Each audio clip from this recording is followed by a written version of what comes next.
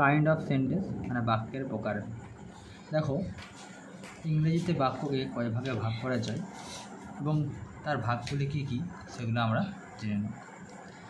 প্রথমে বলেছে I have a goat, মানে আমার একটি ছাগল আছে। এটি কী ধরনের বাক্য? এটা একটা সাধারণ বাক্য, তাই একে হ্যাঁ বাচক বাক্য বা অস্তত্বক বাক্য বলা হয়। ইংলিশে বলা হয় অ্যাসার্টিভ সেন্টেন্স। এমন আরও হতে পারে, যেমন আমার একটি জামা আছে, তোমার দুটি প্যান্ট আছে, এগুলো হতে পারে। দ্বিতীয় হলো না বাচক বাক্য, যেমন আমার কোনো খাবার নেই। এই না বাচক বাক্যকে আবার ইংরেজিতে নেগেটিভ সেন্টেন্স বলা হয়। আই হ্যাভ নো ফুড, তার মানে কী করে চিনব? এই নো, নট, এই বাক্যগুলো বাক্যের মধ্যে এই ওয়ার্ডগুলো থাকবে। আরও উদাহরণ দেওয়া যেতে পারে, I am not a bad boy, তার মানে আমি খারাপ ছেলে নই।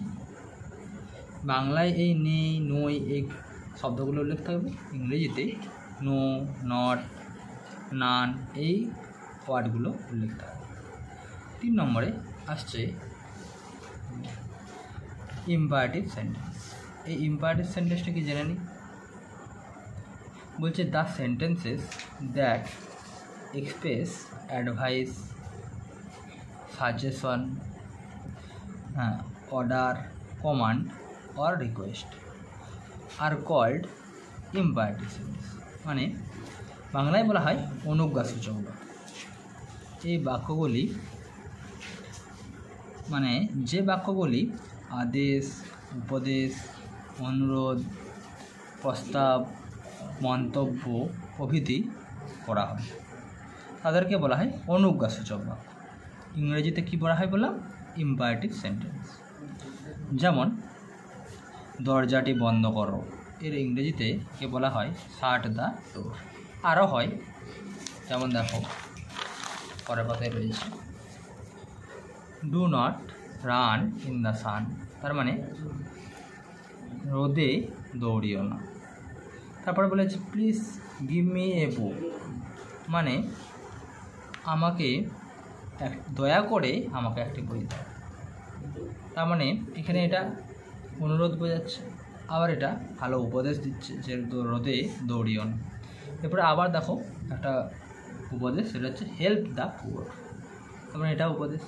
তাহলে যে বাক্যগুলো আদেশ, উপদেশ, অনুরোধ, প্রস্তাব প্রভৃতি বোঝায়, সেইগুলোই হলো ইম্পারেটিভ সেন্টেন্স।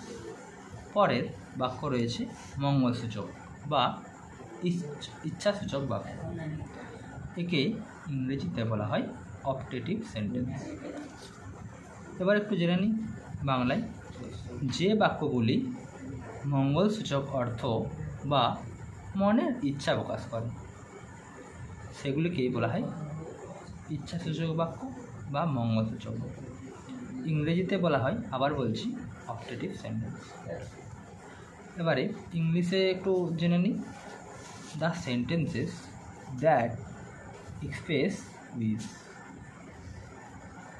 মানে একটা কতগুলি বাক্য যেগুলো একটা ইচ্ছা প্রকাশ করবে। এবারে বাংলায় দেখো একটা উদাহরণ, ভগবান তোমার মঙ্গল করুক, মানে মেকে ইংরেজিতে বলা হয় মে গড ব্লেস ইউ। এবারে কী করে চিনব এটা? এটা চেনার উপায় হলো মে, এগুলো দিয়ে থাকবে, মে গড ব্লেস ইউ, তারপরে এই মে শব্দ দ্বারা যুক্ত থাকবে। এবারে শেষ এবং পঞ্চম হলো বিস্ময়সূচক বাক্য। কী করে চিনব? আগে জেনে নিই। বিস্ময়সূচক বাক্যের ইংরেজিতে বলা হয়, বাক্যকে ইংরেজিতে বলা হয় এক্সক্লেমেটরি সেন্টেন্স। যে বাক্যগুলি আমাদের অবাক বা বিস্ময় করে তোলে, ইংলিশে বললে বলা হয়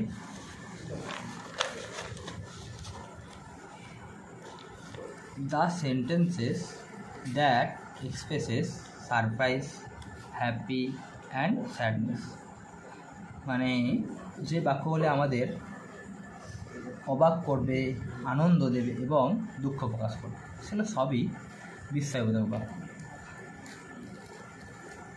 alas we lost the match, মানে হাই, আমরা ম্যাচটি বা খেলাটি হেরে গিয়েছিলাম। Today we win the match, কী আনন্দ, আমরা খেলাটি জিতে গেছি। How beautiful the flower is, মানে কী সুন্দর ফুলটা। তারপর এই বাক্যগুলো চিনব কীভাবে? বাক্যগুলো চিনতে গেলে একটা চিহ্ন থাকবে, এইটাকে বলা হয় বিস্ময়সূচক বাক্য। ঠিক আছে, এটাকে বলা হয় বিস্ময়সূচক বাক্য, এটা চিহ্ন। তাহলে এই চিহ্নগুলো দেখেই আমরা চিনতে পারব। আজ এতটা পর্যন্ত, পরের দিন। ইন্টারোগেটিভ সেন্টেন্স বা প্রশ্নসূচক বাক্য, যে বাক্য কোনো জিজ্ঞাসা প্রকাশ করে তাকে ইন্টারোগেটিভ সেন্টেন্স বলা হয়। ইংলিশে বলে the sentence that express a question, মানে কোনো প্রশ্ন জানতে চাই। এবার আমি একটা যদি উদাহরণ দিই, যেমন হোয়াট ইজ ইয়োর নেম, এটা কী করে বুঝবো? এরা এই জিজ্ঞাসার চিহ্নটা থাকে, হোয়াট, হু, হুইচ, হোয়াই, এই বাক্যগুলো যুক্ত থাকে।